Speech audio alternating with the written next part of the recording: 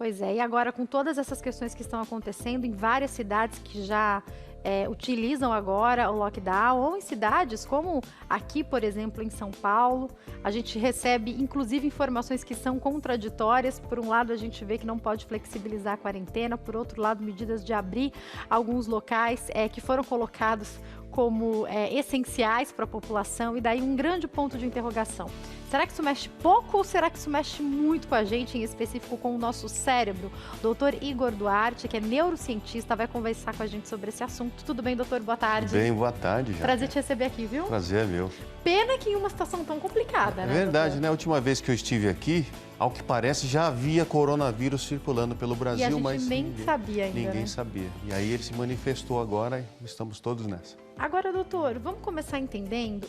A primeira coisa que eu queria saber é sobre como o nosso cérebro responde a situações inesperadas, porque estava todo mundo vivendo a vida normalmente e, de repente, parece que literalmente de uma semana para outra, de um dia para o outro, as coisas começaram a mudar, em alguns locais mais do que em outros. O cérebro já traz alguma resposta para essas mudanças? Olha só, pega de surpresa, mas a gente já vinha sendo preparado, a gente já vinha sendo preparado. Está lá na China. Em novembro já estava na China, e aí foi para a Europa, e aí em janeiro já estava batendo na nossa porta. Então, a gente estava um pouquinho preparado, a gente só não sabia que ia ter essa magnitude que está acontecendo. Dizem, né, os estudos, que o cérebro leva algum tempo, tem alguns que dizem que até 3 meses. E se realmente for 3 meses, a gente ainda não se adaptou à nova rotina. Nós estamos na fase de transição ainda, se realmente isso for verdade. Doutor, quando a gente fala sobre o confinamento para algumas pessoas, eu acho muito interessante, observando um pouco da minha rotina, eu quero que quem está em casa observe um pouco a própria rotina também. Parar de trabalhar, por exemplo, precisar ficar só em casa, não poder ver os netos, ou não poder ver os avós, ou não poder ver os pais. Situações como essa podem afetar a gente? Essa daí que afeta o emocional. Essa sensação de que eu não posso lá ver meus entes queridos. Ou eu estou vendo muito isso, pai de família que não consegue mais trazer o sustento para a família, e ele também não está impedido de ir buscar esse sustento. Ele sabe onde tem o sustento, ele sabe fazer aquilo, ele tem a ocupação, mas ele está impedido. Esse daí está sofrendo bastante por conta de ver a despensa diminuir dentro de casa, e ele está, entre aspas, esse daí está, entre aspas, acorrentado. Esse daí pode ter um impacto negativo. Eu não digo que ele terá algo como um transtorno pós-traumático, mas ele vai levar com certeza uma lembrança muito ruim desse período obscuro que nós estamos passando. Doutor, inclusive, muitas pessoas, tem os autônomos que estão parados porque precisaram ficar parados, mas tem ainda as pessoas que ficaram desempregadas e que foram mandadas embora no meio da pandemia, né? E agora? Não tem assistência de lado nenhum. O governo está tentando ajudar de um lado, mas todo mundo sabe que isso é insuficiente. E até quando isso vai acontecer? Acho que o pior de tudo é você não ter uma perspectiva de futuro. Não sabe se essa semana que vem vai estar melhor. E aí gera ansiedade nas pessoas. E aí as pessoas ficam em casa ansiosas, desenvolvem uma série de sinais e sintomas. As pessoas inclusive acham que está doente, vai procurar centro de saúde sem a necessidade. E aí acaba contraindo. Então, um probleminha acaba gerando um problema maior. Então, nesse momento, com todos os problemas, acho que ficar em casa é a solução, pelo menos a de imediato, que se tem nesse momento. E aí, doutor, eu até abri o programa hoje com uma passagem, com uma instrução do Senhor Jesus, para que a gente não se preocupe com o dia de amanhã, porque Ele cuidará de si. Se o Senhor Jesus deu esse conselho, porque Ele já sabia que a gente tinha dificuldade para isso. O nosso cérebro está muito acostumado a fazer planos, não tá? A pensar no futuro. Olha, nós somos racionais, né? Então nós estamos sempre planejando o futuro. Aliás, o cérebro, o que faz, por essência, é planejar o futuro. Então eu estou aqui na entrevista com você, mas eu já estou com o meu próximo evento, o meu próximo programa a ser realizado. Já está tudo programado aqui, porque eu já estou prevendo o futuro. Se você vai atravessar uma rua, você olha para os dois lados, vê o carro, então o cérebro projeta que você vai atravessar sem que o carro pegue você, ou seja, ele está fazendo projeção de futuro. Nesse momento, o cérebro está um pouco estressado, porque ele não tem dados para prever o futuro. Então, as notícias que esse cérebro recebe através dos órgãos dos sentidos, dá a ele informações de que não há um futuro, ou pelo menos não há um futuro promissor nas próximas semanas, talvez até nos próximos meses. E as pessoas ficam com medo. E esse medo gera ansiedade, essa ansiedade gera estresse e gera toda uma bola de neve no organismo da pessoa. Doutor, como que esse medo age no cérebro da gente? Olha só, existe uma área no cérebro que chama de amígdala cerebral. Quando eu falo amígdala, as pessoas pensam que é coisa da garganta e não são. As da garganta, o nome delas são tonsilas. A amígdala é uma coisa do cérebro e ela é responsável por, dentre algumas funções, processar informações de medo. A amígdala faz a gente agir sem o racional. Então o cérebro não reage, mas a amígdala está ali disparada. Como você leva um susto e sai correndo. Quando você leva um susto e revida com uma agressão, aquilo ali foi inconsciente, a amígdala que determinou isso. Então tem pessoas que lidam melhor com essa situação, tem outras que não lidam tão bem com essa situação. E o engraçado é que a área do medo e a área da ansiedade, elas são a mesma. Então a amígdala está relacionado com a ansiedade também. Essa parte do cérebro que a gente chama de lobo frontal, em algumas pessoas ela deixa de se comunicar bem com essa amígdala. E aí a pessoa tem as crises de ansiedade, que é basicamente aquele medo que ela não sabe do que é. Mostra pra gente onde está de novo, doutor, para eles pegarem, a amígdala, por favor. Ela fica nessa parte aqui. São duas amígdalas. Olha aqui, eu tenho os lobos temporais de um lado e do outro. A amígdala não é essa estrutura aqui, mas ela fica aqui dentro, de um lado e também do outro lado, de um lado e do outro. É a área de processamento de sinais de medo. Então, a pessoa, por exemplo, a pessoa que tem fobia social, ela tem as amígdalas hiperativas. E aí, um dos tratamentos que os médicos psiquiatras sugerem é um hormônio que espirra, borrifa no nariz e ele diminui a atividade da amígdala e a pessoa consegue se socializar melhor. Porque a pessoa que tem fobia social, a pessoa que tem muita vergonha, é a amígdala que é hiperativada. Uau. Essa pessoa, ela já faz uma previsão do futuro, fala, ó, eu não vou dar bom dia para a Jaqueline, porque a Jaqueline ela pode me dar uma resposta que eu não gosto. Então, ele fez essa previsão negativa, então a pessoa se recolhe. Tem a ver também com quando a gente vai, de repente, fazer algo que não está acostumado, uma palestra, uma entrevista de emprego, aquele medo que dá pode estar relacionado a isso também? A amígdala está o tempo inteiro falando para você assim, olha, a palestra não vai prestar. As pessoas vão fazer todas as perguntas que você não sabe responder, todo mundo vai descobrir que você, na verdade, não sabe de nada disso, etc, etc. Todas aquelas informações, a amígdala está falando isso, né? Quando você vai saltar de um paraquedas, a amígdala também está falando. Aí você vai enfrentar esse medo. Os medos precisam ser vencidos. E aí a voz da amígdala ela começa a diminuir. Então, a primeira palestra é extremamente difícil. A segunda palestra já está bem. A terceira, se já tem experiência, vai em frente. É como saltar de paraquedas. A primeira é extremamente difícil, mas o prazer que vem depois, que você venceu o seu próprio fantasma, não tem explicação. Isso te dá força. E aí a amígdala fica cada vez menos ativa. Agora, doutor, o que há em nós que faz com que algumas pessoas tenham, agora eu vou falar de um medo que é um medo necessário, tenham mais cuidado, por exemplo, nessa pandemia, e outras tenham menos. Então, tem gente que tem mais medo e, portanto, já logo no começo da pandemia, já começou a lavar mais as mãos, utilizar álcool gel, utilizar máscara, manter distância dos outros. Tem gente, eu estava dirigindo hoje e observando as pessoas ao redor, gente sem máscara, gente fazendo Cooper, correndo na rua com a máscara na mão, gente em fila, normalmente como se nada tivesse acontecido. É o cérebro que regula isso também? Eu tenho essa percepção também, mas eu percebi, isso não é um dado científico, é apenas a minha percepção, que são os mais jovens que negligenciam isso.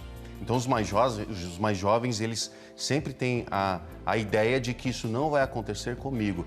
E as notícias dizem que a doença não se manifesta em jovens, que não é bem assim. Então, os jovens estão fazendo festas, por exemplo. Então, vários casos aí de encontros grandes com pessoas jovens. Então, as pessoas que têm uma idade a mais, elas talvez tenham um cuidado melhor com a saúde, nesse momento aqui, talvez, por saber de uma certa vulnerabilidade que o próprio organismo tem, e aí ela intensifica as questões relacionadas a cuidado e higiene. O medo de que seja fatal, né? Que a gente sabe que tudo mostra. Inclusive, aqui no Brasil, eu li um estudo que eu achei muito interessante, doutor, que jovens adultos têm ficado doentes com a doença, o que não é comum em outros países. De 20 a 49 anos, tem bastante gente adquirindo a doença, porém, a gente sabe que o número maior de mortalidade é entre pessoas que estão no grupo de risco e entre elas os idosos, né? Esse é o grande risco, porque mesmo esse adulto, ele contrai a doença e ele não vem a óbito, mas ele vai para casa e ele vai transmitir isso para as pessoas que estão lá dentro de casa, ou seja, os pais, os avós, que não estão saindo, que estão tomando todos os cuidados nesse momento, mas o convívio ali pode permitir, né, essa transmissão desse indivíduo que não tem tantos cuidados para as pessoas que têm bastante cuidado. Doutora, eu conversei com uma pessoa que trabalha em hospital recentemente. Ela não trabalha aqui em São Paulo, trabalha em outro lugar. E ela ficou bem emocionada, trabalha em Manaus. Vocês sabem que lá o negócio está pegando literalmente, né? Não que aqui em São Paulo não seja o epicentro da doença, mas quando a gente vê os números e os dados de Manaus, a gente fica realmente assustado. E ela ficou até emocionada quando ela me disse que tem que deixar os filhos em casa e todos os dias ir para o hospital trabalhar. E o marido dela conversava, eles estavam falando sobre o medo, mas eu percebi no olhar dela uma certa ansiedade. A gente estava conversando por videoconferência, e eu fiquei imaginando como que é esse dia a dia, porque acho que todo mundo que tem que sair para trabalhar, para exercer a sua profissão, aqui o doutor Igor escolheu estar aqui para informar você que está em casa. A gente escolhe vir todos os dias para cá para te informar em casa. Mas tem pessoas que vão se colocar num risco muito maior, que são as pessoas que trabalham em hospitais, os médicos, os enfermeiros. Nesse caso, quando há uma atenção maior, quando você sabe que está correndo um risco, o cérebro também responde a isso? Ele fica com muito medo, mas não tem para onde correr, porque médicos e enfermeiros nesse momento são os nossos soldados na batalha. Então, não pode fugir dessa batalha. Obviamente, o cérebro fica com medo. Esses indivíduos, mais do que as outras pessoas, eles sabem o que acontece, eles sabem como o vírus age, eles sabem os verdadeiros sinais e sintomas, e isso fica remoendo lá dentro do cérebro dessas pessoas o tempo inteiro. Então, não é raro de encontrar profissionais de saúde com problemas de ordem comportamental, emocional. Infelizmente, eu soube até de profissionais, não aqui no Brasil, eu não tive essa notícia ainda, mas em outros países, de profissionais de saúde se suicidando por conta da doença. Não suporta a pressão. E aí vê como a única alternativa dar cabo da própria vida. A pressão é muito grande, né, doutor? Nesse momento, é total em cima dos profissionais de saúde. Não só a pressão da doença em si, mas existe uma pressão do país inteiro está nas costas desses profissionais. Porque eles precisam resolver esse problema.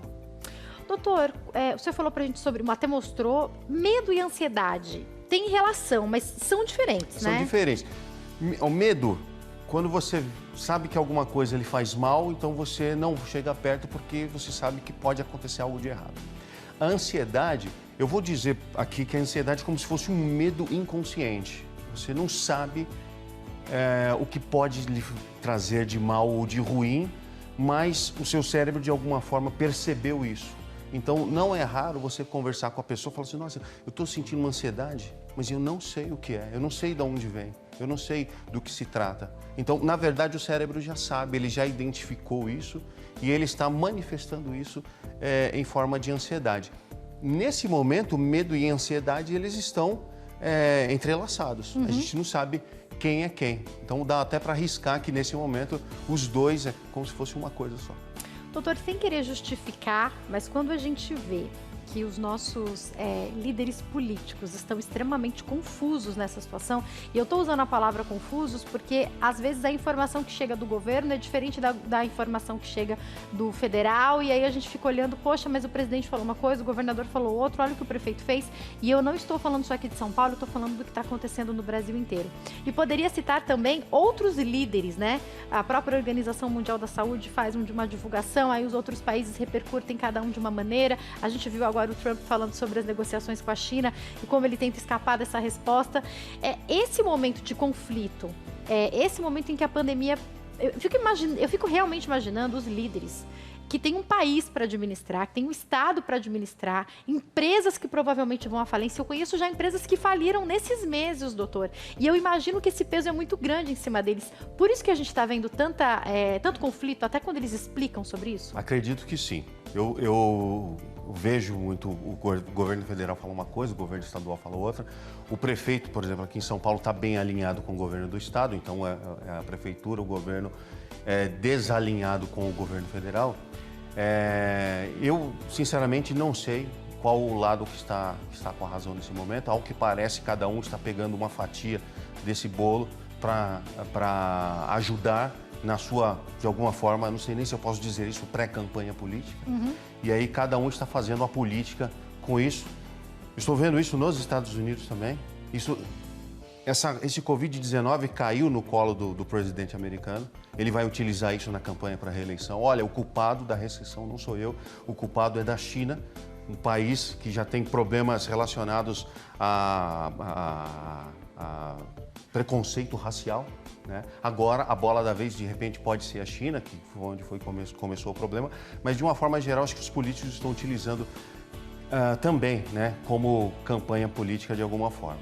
Eu tenho uma previsão de que, talvez, a doença ela dê uma pausa nas eleições e ela comece depois das eleições novamente. E aí, doutor, eu quero te perguntar sobre como nós podemos nos manter com a sanidade mental em meio a todos esses acontecimentos. Eu falava com alguém que conversou comigo, fulano disse que quem está certo é o presidente. Ah, não, fulano disse que quem está certo é o governador. E eu fiquei pensando que, assim, a gente tem as informações que chegam para nós, mas ainda assim a gente tem que filtrar. Tem que filtrar o que é fake news, tem que filtrar, às vezes, infelizmente, até a imprensa que está sendo mais tendenciosa para um lado do que para o outro. Tem que filtrar o lado de imaginar que, ao invés de quererem nos ajudar, alguns políticos podem estar pensando só na sua reeleição, né? Nas próximas votações, e o povo fica com um grande ponto de interrogação. Como que a gente mantém a sanidade mental em meio a isso tudo? Não me fala ainda não, não me fala ainda não. Deixa, sei que todo mundo quer essa resposta. Deixa para o próximo bloco, por favor. Doutor Igor, eu vou para o intervalo e já volto, não sai daí.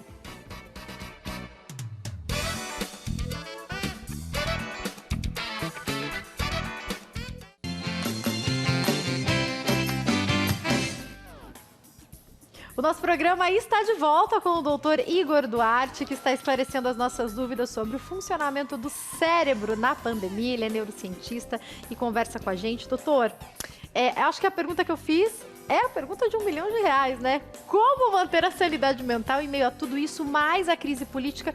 E a crise política e econômica já vinha se arrastando no país, né? A pandemia, ela agravou uma situação que já tinha, falando especificamente de Brasil. Tem alguma maneira da gente... Olha só, só voltando um tiquinho na política. Tá fácil, a culpa não é minha como político, a culpa é da pandemia. Então, continue votando em mim, a ideia é essa. Manter o foco nesse momento é fundamental. Uma outra coisa que me chama bastante atenção são as notícias de cunho negativo, que vem da mídia, que há uma tendência, e não dá para negar isso, que existe grupos, né, empresas de mídia que têm focos politizados, e eles intensificam as informações ruins. Todas as informações são ruins, mas quando a informação é pior, por exemplo, anteontem, o número de mortos foi extremamente alto. Ontem deu uma queda nesse número. Não apareceu na primeira página dos grandes sites de comunicação. Ou seja, para sair tinha que ser um número maior ainda. Como o número foi menor, não foi noticiado isso. Então, ao que parece, tem gente vivendo, né, dessas informações ruins. E se você está se abastecendo todos os dias com essas informações ruins, isso vai estar tudo acumulando aqui. Com os medos que você já tem, você vai ficar... você tem a chance de ficar doente. Isso não é raro acontecer. Todos esses medos, números relacionados à depressão aumentaram. Dobrou o número. Tem um estudo da Universidade Estadual do Rio de Janeiro. O número de depressivos dobrou em meio à pandemia. Ou seja, é uma expressão muito grande por conta desse medo. Eu até entendo que as informações elas são importantes, porque as pessoas precisam se prevenir, as pessoas precisam intensificar a parte de higiene, as pessoas precisam lavar mais as mãos, utilizar máscara, etc, etc, etc. Mas tem gente que só está informando isso. Só está informando o ruim, o péssimo do ruim. E existem informações boas no meio desse caos. Por exemplo, 50 mil curados. Temos mais de 50 mil pessoas que contraíram a doença e que estão curadas. Procure na internet que você não vai encontrar essa informação em muitos sites. Não vai ser a primeira que vai te aparecer, provavelmente, né? Então, nesse caso, fica mais difícil de você manter, vamos dizer assim, a saúde mental em meio a esse bombardeio de informações negativas. Agora, doutora, a escolha é minha. Aonde eu vou ligar a televisão, que site eu vou assistir, estava conversando com uma pessoa ontem, até o Netflix, pelo amor de Deus. Você abre o que tem lá para você assistir de série, de sugestão, pandemia, uma outra que é a chuva, que também é de pandemia, não sei o que, da pandemia.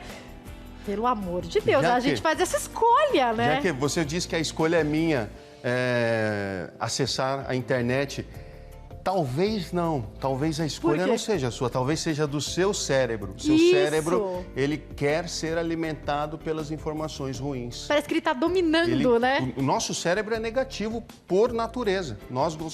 Preste atenção, você que está me assistindo agora. Você chegou num ambiente, está passando um jogo, uma partida de futebol, você nem sabe quem está jogando, mas está lá, 3-0. Inconscientemente você começa a torcer para quem está com 0. Preste atenção, por que isso? Nós gostamos de números ruins, nós gostamos dos fracassados, nós gostamos disso. Quando eu digo nós, é o nosso cérebro. Então, ele quer se alimentar com essas informações ruins. A ideia central é essa. Se eu adquiro muitas informações ruins, quando vem uma informação boa, o cérebro se enche de prazer. Então, o cérebro está sempre na busca do prazer. Então, na busca do prazer, ele quer informações de cunho negativo. E essas informações de cunho negativo podem perdurar isso, o indivíduo fica pensando naquilo, pensando. Talvez ele nem consiga sair disso, que está acontecendo com o mundo. Com muitos, né? A pessoa entra numa crise de depressão e aí não volta mais. O senhor me fez lembrar de uma coisa que me preocupa muito, que é a nossa felicidade ser baseada na tragédia do outro. Então, alguma coisa ruim te acontece, aí você fala assim, não, mas tem gente passando fome. Então, quer dizer que eu tenho que ficar feliz porque tem gente passando fome? É mais ou menos essa máxima também, né, doutor? É aquela coisa que eu não estou indo para o inferno sozinho. Tem gente indo comigo, então tudo bem. Tem alguém pior, né? Tem alguém numa situação pior, né? Sempre tem alguém pior.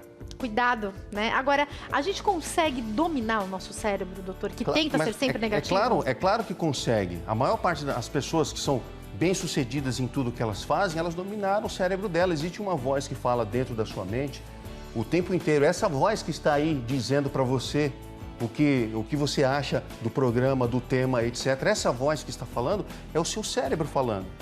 Depende se você dá força para ela, essa voz vai falar cada vez mais alto. É essa voz que fala para você assim, não levanta cedo não, dorme mais um pouquinho. Essa voz, aí você perde o emprego. Essa voz, é ela que faz isso. Quando você começa a suprimir essa voz, dizendo assim, sou eu quem mando aqui. Existem exercícios para isso, você pode escrever, assim, eu sou o dono da minha própria vida. Eu mando na minha própria vida. Isso faz com que essa voz ela vai perdendo força cada vez mais. Sabe a voz que fala para você, eu sou professor universitário, os alunos têm pavor de fazer seminário. E os professores pedem seminário não é porque eles são maus, é porque você precisa treinar isso. E aí o aluno trava, mas é ali que ele ganha experiência, ele vai vencendo o medo dele. O segundo seminário ele já está melhor, no terceiro ele já domina praticamente, ou seja, aquela voz que diz que tudo vai ser ruim, que tudo vai dar errado, essa voz vai ficando cada vez mais lá embaixo. E aí você vai percebendo que você consegue dominar o seu cérebro e ser o dono da sua própria vida. Interessante, enquanto o doutor está falando, quando ele falou a palavra seminário, eu consegui lembrar aqui na minha mente de uns 2 ou 3 seminários que eu apresentei na escola. Embora eu seja uma pessoa que sempre gostei muito de falar, por que isso vem à minha mente ali, seminários de quando eu era muito novinha? Porque é um momento de tensão também muito grande pra gente, né? É emoção. Não há formação de memória sem nenhum tipo de emoção, não há. Se não tiver uma emoção, nesse caso uma emoção foi negativa. Um susto, parece que dá até um friozinho na barriga aqui. Eu tenho pelo menos uma história com seminário aqui. Mas tem um amigo meu, ainda na graduação, ele falou para mim uma coisa que me ajudou muito. Ele falou assim, olha, o seminário é aqui, Depois do seminário não tem o abismo. Se você for mal, você cai no abismo e acabou. Não. Segue a vida normalmente. Você vai treinar para no próximo seminário você estar melhor. Apenas isso. Isso me ajudou muito. Só isso, né? Só isso. Isso me ajudou muito naquele seminário. Eu fui bem e aí eu olhei para mim mesmo e falei assim, nossa, eu consegui. E aí parece que a gente vai melhor depois que a gente faz o primeiro Aí pronto, bem, né? A gente sempre vai melhor. A gente nem precisa se preparar demais. O próximo seminário vai ser sempre melhor. Os próximos seminários sempre serão os melhores. E aí, doutor, por que tem tanta gente nessa quarentena, muitas pessoas em casa, reclamando que estão mais cansadas do que quando estavam com a vida de antes? Nossa, mas o estresse emocional, então essa atividade intelectual em excesso em casa, ela que cansa. Então, peraí, tenho que ler 1000 livros, tenho que arrumar a casa inteira, tenho que organizar todos os armários, tenho que dar conta de tudo. Esse tenho. Principalmente para a mãe. A tarefa da mãe, ela está multiplicada por 4 agora, porque os filhos não estão mais na escola, então ela tem que coordenar as aulas, coordenar o lanche das aulas e o esposo também está em casa. Ou seja, está muito sobrecarregado para a mãe. Para o pai também, tá? Obviamente que está. Tem toda a questão do estresse emocional. E tudo isso junta, o indivíduo fica com a fadiga mental. Quando você está cansado fisicamente, quando você corre uma maratona, por exemplo, você descansa a noite inteira, o físico está bem no outro dia. O mental não é assim, o mental é acumulativo. Você precisa de um período para descansar. Férias. As férias, por exemplo, os professores, eles têm 2 férias por ano, não é porque eles são melhores ou porque são folgadinhos, nada disso. É essencial. Retire uma das férias dos professores e todos estarão doentes. Todos. Boa parte já está. E aí, nesse momento, doutor Igor, eu acho que parabenizar mesmo os professores, porque sabe o que eu tô vendo? Eu tenho pessoas que são professoras na família, ela tá com os filhos, tendo que dar aula para os filhos e preparar a aula e o conteúdo para os alunos. Porque os filhos continuam em casa. Então, assim, para algumas profissões, a quarentena está deixando a pessoa trabalhar muito mais do que trabalhava antes. Olha, e a casa não para do mesmo jeito. Já que as aulas que eram presenciais, por exemplo, eu leciono em 8 universidades. E tem dias na semana que eu leciono em 3 diferentes, de casa. Então, tem que preparar a aula. Uau. E aí você tem que desenvolver o conteúdo. Eu leciono em algumas universidades que tem que viajar aos finais de semana e agora juntou tudo no meio da semana. Então eu tenho que colocar na agenda. Já termina de uma aula. É tudo regular, tem que ser tudo organizadinho, né? Tudo cronometrado. Tem universidade que eu termino 2h55 e às 3 já tem que estar no sistema da outra universidade pronto. Agora, doutor, como fazer o cérebro responder quando a gente está em casa às atividades profissionais? Porque tem muita gente em home office, assim como o senhor, né? Exatamente. Você tem que fazer um cronograma, porque senão se perde. Eu vou ser sincero para você, eu me perdi logo no começo. E aí, como eu fiquei perdido com as minhas agendas e as minhas datas, eu falei, peraí, eu preciso fazer uma planilha sobre isso. Então, eu tenho uma planilha e essa planilha, ela está na tela do meu computador ali. E ela me diz, eu estou ali fazendo a aula, mas eu já sei que tal horário, tal dia, na outra semana, eu tenho as tarefas para eu não ser pego de surpresa. Se não sou pego de surpresa, aí tem a questão da frustração, né? De que, poxa, eu estou em casa e eu não consegui lidar com essa situação do trabalho do home office em casa. Então você precisa se organizar. E aí existem uma série de ferramentas para isso. A tecnologia ajuda para isso. O telefone celular, o smartphone ajuda bastante. Doutor, o senhor falou das mães.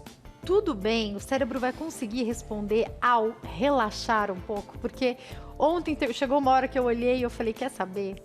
Eu vou deixar a sala bagunçada, porque senão ele fica arrumando, fica bagunçando, eu vou lá e arrumo, e eu acabo não brincando, eu acabo não curtindo com ele. Eu pensei, deixa bagunçar tudo que tem pra bagunçar, depois eu arrumo isso aqui. Eu não sei, Jaque, mas parece que tem já enraizado dentro do cérebro da mãe que tem que arrumar tudo, não é?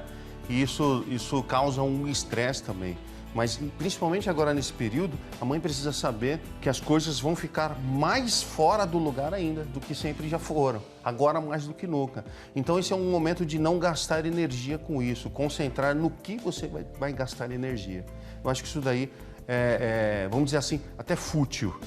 Mas precisa delegar as atividades também. Então, você precisa colocar os filhos para fazer uma atividade ou outra. Colocar o marido também para fazer as atividades. Senão a gente quer abraçar o mundo, né? Se não quer fazer tudo, e aí não suporta. Eu estou dando uma força Não é aquela força lá em casa, mas eu estou fazendo... Conta, Dart, manda mensagem, quero saber. Eu estou me esforçando para dar o melhor em casa. E trabalhando também, né? Trabalhando. Tendo que administrar trabalhando tudo isso, né? bem, trabalhando bem. Chegou pergunta pra gente da Marília, que é lá do Paraná. Marília, obrigada pela sua participação, abraço. Ela disse que o sobrinho dela tá paranoico com a pandemia. Ele lava as mãos em excesso e se cair algo no chão, ele joga no lixo. O que pode ser feito?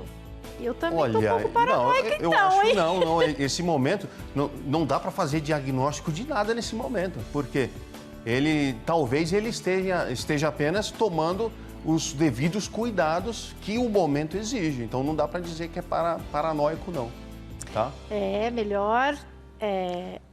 Eu acho que nesse momento é melhor pecar pelo excesso. A gente recebeu recentemente uma profissional que falou que nesse momento nem todo toque é negativo, porque lavar a mão toda hora, se certificar se você passou álcool gel, né? Pois é, pode fazer parte. Pensando por esse lado, né? E aí, doutor, mas dentro disso até que a nossa telespectadora falou, eu entendo algumas questões. Quando eu voltei a trabalhar, a gente ficou um tempo sem ter os programas ao vivo, e quando eu voltei a trabalhar, eu percebi que eu precisava, assim como o senhor fez no seu trabalho, criar um esquema para que isso desse certo, quase que uma rotina. Por quê? Exatamente aonde eu vou pôr a máscara quando eu tirar, para depois não gerar uma contaminação, de que lado eu deixei meu álcool gel para eu já passar a hora que eu entro no carro, porque eu lembro de um dos primeiros dias que eu voltei a trabalhar que eu dei uma enlouquecida, porque eu tirei a máscara e pus no banco. Aí depois eu embrulhei ela num papel e pus no saquinho. Aí eu pus a mão no banco, aí eu falei, não, esse banco teve a máscara podia estar contaminada, e eu fui dirigindo, passando álcool gel centenas de vezes na mão, e eu falei, gente, isso aqui não vai dar certo. Daí eu já criei meio que um esquema dentro do próprio carro. Se organizar ajuda, né? Ótimo. Minha casa tem 2 andares, então tem um álcool gel estratégico na parte de baixo, outra na parte de cima, tem um dentro do carro também. Então, porque senão a gente fica com essa informação de que, poxa vida, está contaminado, eu fui ali e de repente aquilo estava contaminado, passei para o carro, meus filhos vão entrar no carro e aí gera toda aquela bagunça na mente naquele momento. Passa o seu álcool gel que já está ali de forma estratégica, vai minimizar isso, não vai evitar isso. Mas já dá uma melhorada, né? Já vai dar uma melhorada. Foi a melhor coisa que eu fiz, álcool gel no carro, em casa, também um no andar de cima, é esse mesmo esquema aí. Agora, doutor, vamos falar um pouco sobre a questão de sonhos e pesadelos? Muita gente está me relatando não só sonhos, mas pesadelos também. Pois é, então parece que aumentou, as pessoas estão sonhando mais na pandemia. Tem muitas pessoas que reclamam que não sonham e estão sonhando agora na pandemia.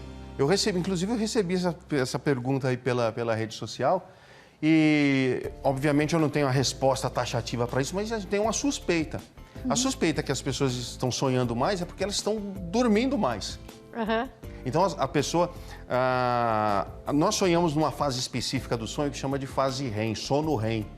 Que o sono é dividido em 4 fases. Então, a gente tem as fases 1, 2, 3, fase REM. E aí, isso dura 2 horas. Depois, a gente acorda, dorme de novo. Fase 1, 2, 3, fase REM. O indivíduo tem esses 4 ciclos de fase REM, ele sonha bastante, né? E o indivíduo que dorme pouco, ele tem essa dificuldade de resgatar o sonho. Uma outra coisa, o indivíduo, ele acorda de manhã e não acorda a 1000 para tomar o banho, para se ajeitar, para ir para o trabalho. Então ele abre o olho e fica um tempo na cama. Quando ele abre o olho, logo o organismo libera um neurotransmissor que chama noradrenalina. Essa noradrenalina é quem resgata a memória do sono. A noradrenalina chega e o sono vem.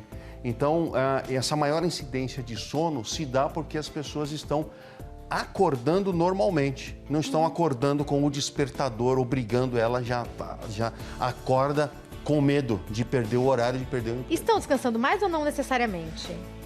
Se elas estão dormindo às 8 horas, para o cérebro isso já é suficiente. De repente, aí precisa avaliar a qualidade do sono da pessoa, mas 8 horas, invariavelmente, é um tempo bom para se dormir. E para sonhar também. E você falou dos pesadelos, né? E os pesadelos a gente explica, porque nós estamos vivendo um período de pandemia onde o medo é muito grande. O medo da máscara que ficou no banco do carro. O medo que o álcool gel não está naquele momento ali. Esse medo, então, o Freud diz que o sonho, parte dos sonhos, tem resquícios diurnos. Então, tudo que a gente vivenciou no dia, nós sonhamos à noite. Uma outra coisa, o Freud diz que os sonhos são os pilares do sonho, o medo e o desejo. O desejo nesse momento é que acabe a pandemia e que a vida retorne, que volte ao normal, né? E o medo? O medo é da gente se contaminar, passar isso para os nossos entes queridos. Então, esse medo, ele pode ser transformado em sonho durante a noite. E aí, o sonho, como é negativo, a gente chama ele de pesadelo. E muitas perguntas já chegando aqui pra gente. Pessoas disseram que tiveram, inclusive, pesadelos essa noite mandando aqui. E a pergunta do Antônio Carlos, de São Luís do Maranhão. Obrigada pela participação, Antônio Carlos. Um abraço a todos de São Luís do Maranhão. Estou sofrendo de estresse e com isso minha cabeça esquenta. Isso é normal? Esquenta mesmo. Cabeça quente não é modo de falar? Não, não é não. Quando você está resolvendo um problema muito sério, ativa uma área muito importante, uma área extensa do cérebro, e essa área, para resolver o problema, ela consome energia, e toda transformação de energia gera calor. E a cabeça, o cérebro literalmente esquenta, a cabeça esquenta. Por isso que as pessoas, ninguém gosta de ter muitos problemas, resolver muitos problemas, porque a cabeça esquenta demais. Então, literalmente, fica de cabeça quente. A maior parte das pessoas gostam de ficar relaxadas, sem pensar em nada. Isso é um problema. Se você não pensar em nada, o seu cérebro vai pensar por você e lembra que ele gosta só de coisas ruins. Agora, doutor, muitas pessoas, assim como eu também, disseram que estavam sentindo falta do estresse do trabalho, porque estar em casa gera outro tipo de estresse, por exemplo, no meu caso, que tenho criança, então é um tipo de estresse. Agora, tudo bem, depois que eu aprendi a administrar mais ou menos o horário do almoço, o horário da rotina, congelei um feijão, fiz umas coisas para facilitar a minha vida, tinha um horáriozinho que ele dormia, que eu escolhia, às vezes eu descansava com ele, às vezes eu arrumava a cozinha. Pronto, o esquema tá feito. Tem dia que é um pouquinho mais enlouquecedor, porque é uma criança de 2 anos, mas beleza. Chegou uma hora que eu tava sentindo falta do estresse disso aqui, de não saber se o convidado chegou, se o convidado tá atrasado, o que é que tá acontecendo. E muitas pessoas disseram que não vem a hora de voltar pro estresse do trabalho. Isso. Conta pra gente sobre isso. Voltar pro trabalho que muitas vezes a pessoa nem gostava. Na verdade, ela não sabia que gostava. Porque isso causa um fenômeno que ele chama de distresse. O distresse é a ausência de estresse. O estresse, as pessoas falam de estresse como algo ruim, né? O estresse da nossa rotina, ele faz parte da nossa vida. Então, aquela adrenalina é um hormônio, esse hormônio que nós estamos na nossa rotina. Se você muda de rotina, a adrenalina baixa e o cérebro quer a química. Então, você literalmente fica viciado na química do estresse do seu trabalho. Quando você está em casa, você não tem aquela química e você sabe que para ter aquela sensação de novo, você vai ter que voltar para a rotina anterior. Então você vai ter que voltar para o trabalho. Aí dá o quê? Saudade do trabalho. Pois é, eu sempre falei, né? Eu amo o que eu faço, mas eu ouvi muita gente que não gostava, que falava que não estava tão satisfeito assim com o trabalho, querendo mais era voltar, não é verdade? Querendo voltar. Doutor, eu vou pro intervalo, daqui a pouco eu tô de volta. E daqui a pouco a gente fala sobre a retomada da rotina, que se Deus quiser, em breve vai acontecer. Em alguns países já está acontecendo, a gente sabe que tem uma maneira certa para que isso aconteça. Mas quando daqui um tempo, daqui 1 mês, 2 meses, a gente for retomar a nossa rotina, como é que vai ser isso? O cérebro já não vai estar desacostumado a algumas coisas? Você me conta daqui a pouco. Já volto, não sai daí.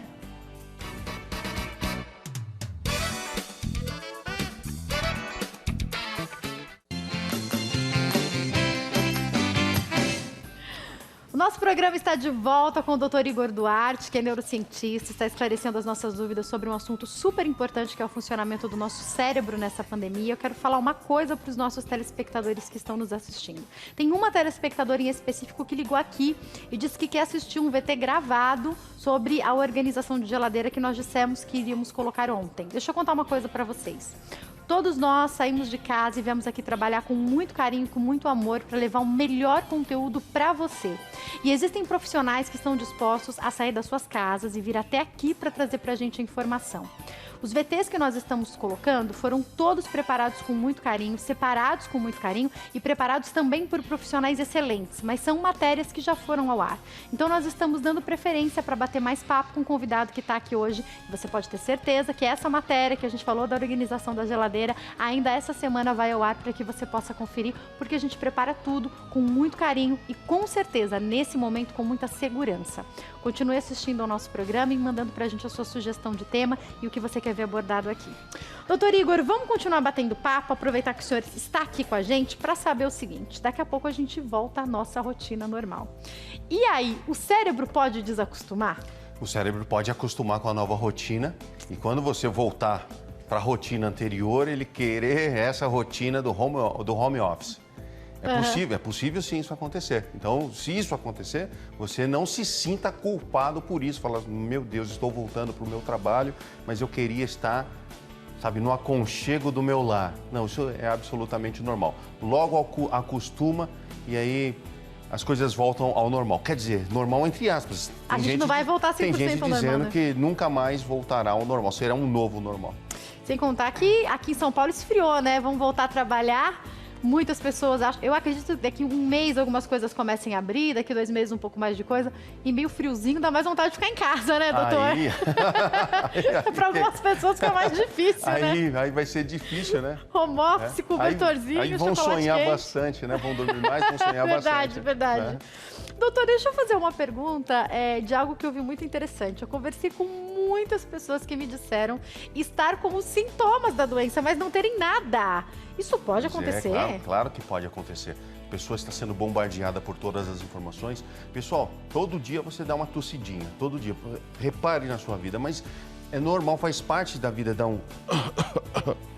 Faz parte do dia, você nem sabe que fez isso. Mas agora você começa a ficar mais atento. Fala assim, meu Deus, eu dei uma tossidinha. E aí você está vivendo... É verdade, doutor Igor, eu tô rindo, mas é de nervoso, porque é verdade. Você está num ambiente estressante, um ambiente que lhe causa medo. Esse estresse causado pode provocar o que a gente chama de dispneia, a sensação de falta de ar, e aí você já soma, ao tossir, estou com falta de ar, estou com doença. Aí a pessoa começa a fazer isso aqui, ó. Será que eu estou com febre? Porque febre é um outro sinal da doença também. E aí então a pessoa fica achando que tem um sintoma e desenvolve os outros sintomas da doença. O corpo dá essa resposta, doutor? O corpo responde. O cérebro, ele tem o poder de criar o sintoma que ele quiser. Ele quer. Uau. Ele quer sentir aquilo. Quer um exemplo clássico para isso? A mulher que sonha em ser mãe. A mulher que sonha em ser mãe, a barriga dela cresce. Depois que faz o exame e detecta que ela não está grávida, a barriga desaparece. Mas o cérebro foi convencido de que aquilo era verdade. Então ele produz todos os sinais e todos os sintomas. Convenhamos, o cérebro já sabe. Quem nunca pegou uma gripe, um resfriado forte, até uma pneumonia, onde tossiu bastante, onde teve febre, onde teve sensação de falta de ar. E aí todas essas informações nós já temos armazenados. É só o cérebro manifestar aquilo. E aí o indivíduo precisa o quê? Fazer o exame. Quando aparece o exame e você não tem a doença, os sintomas desaparecem como um milagre, sem nenhum tipo de medicamento, sem intervenção nenhuma. E o senhor falou uma coisa no comecinho do nosso bate-papo que eu achei muito importante, que é a pessoa não tem a doença, por uma questão mental, ela começa a produzir esses sinais, vai para o hospital, aí corre o risco de ficar doente, né? Sim. Então a pessoa, ela desenvolveu os sintomas, correu para o hospital. O hospital é o lugar mais perigoso nesse momento para você contrair a doença. Então hoje você não tem sintoma de nada, fuja do hospital. Sabe, os exames de rotina, pessoal, é até melhor suspender ele momentaneamente, porque nesse momento os hospitais estão concentrados, a demanda é alta de pessoas contaminadas. Se você estiver com suspeita da doença, você será colocado num ambiente junto com outras pessoas que estão contaminadas. Esse é o protocolo que está acontecendo nesse momento. Teve até gente questionando isso. Mas você tem suspeita, você vai para um ambiente onde outras pessoas estão contaminadas. Você está nesse ambiente. Chegou o exame, você não tem a doença. Você ficou num ambiente extremamente hostil, uma chance muito grande de compartilhar do micro-organismo da pessoa. Nesse momento, pessoal, fique em casa. E aí, doutor, para a gente finalizar o nosso bate-papo, qual que é a principal dica para minimizar a tal da ansiedade nessa quarentena? Olha só, eu tô falando para as pessoas, primeiro, tem que fugir das informações ruins, e depois das informações ruins, você tem que ir atrás das informações boas. Vá atrás da informação para saber quantas pessoas foram curadas. Essa é uma excelente informação. Ontem, eu sou de uma cidade aqui da Grande São Paulo, e o hospital de campanha que fizeram nessa cidade, o primeiro curado do hospital de campanha saiu do leito. Então fizeram uma festa para esse paciente. Essa é uma informação maravilhosa. Dá a sensação de que nós estamos ganhando o jogo. Pessoal, a situação é realmente crítica, mas nós estamos ganhando o jogo. Tá? É crítica a situação, a gente tem que manter todos os cuidados, mas nós estamos ganhando Pensem sempre nisso, nós estamos vencendo. Uma outra coisa, as pessoas ainda estão assistindo filme de terror. Pessoal, vamos assistir às séries, aos filmes que tragam, que elevem o nosso espírito, para juntar com essas informações boas e nós mantermos a nossa saúde mental intacta.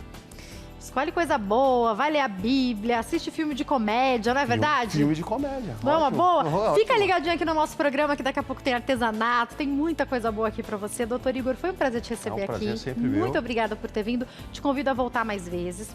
Para quem quiser entrar em contato, o telefone 0 operadora 11 95450 3737. Tem o site igorduarte.com e para quem quiser entrar em contato através do e-mail assessoria@igorduarte.com.